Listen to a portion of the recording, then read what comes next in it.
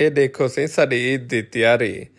ਅਸਾਂ ਬਸ ਧਾਂ ਧੂੰ ਕੇ ਰੈਡੀ ਤੀ ਕੇ ਕੱਪੜੇ ਪਾ ਕੇ ਠਮਕਾ ਕੇ ਸੋਹਣਾ ਬਣ ਕੇ ਅਸਾਂ ਤਿਆਰੀ ਕरेंदे पे ईद नमाज की। घड़ी लई ऐसे परफ्यूम लेसूं शू शां खुशबू मुशबू ताकि बंदा कहीं को मिले जो से ना पता लगे कि वाकई जवान खुशबू लई वधे ईद महसूस सी वे ईद। बस तैयारी की ऐसे घर कने निकते हैं सरदार साहब को सजे से सरदार साहब आ गए उन्हें को गड्डी बिल्हाए से कौन होंदे सरदार अब्बा सही अब्बे कने वड्डा सरदार कोई कह नहीं होंदा दुनिया का जेड़ा सरदार हो सी अब्बे कने घट हो सी।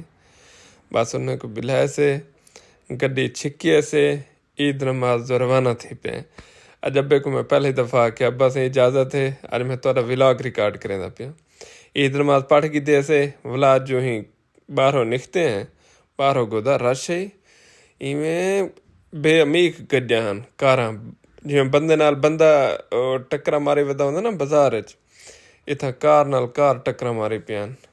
खैर औखे सौखे थी के थोड़ा थोड़ा करके रश कने असां के निकलूं ते घर वञूं। ये है सी साडी छोटी जी ईद की तैयारी। ते तुसें दसे सो अपनी तैयारी भी शेयर करे सो क्या पाती पेवे क्या खाधी पेवे क्या नवा ठमकई पेवे ये सारे चीज़ां अपडेट दसे सो संगत बेली जो है साथ जो है हुण मैं हर शायद तुहाडे नाल शेयर करे ना तुहाडा ही हक बनदा शेयर करो कमेंट च।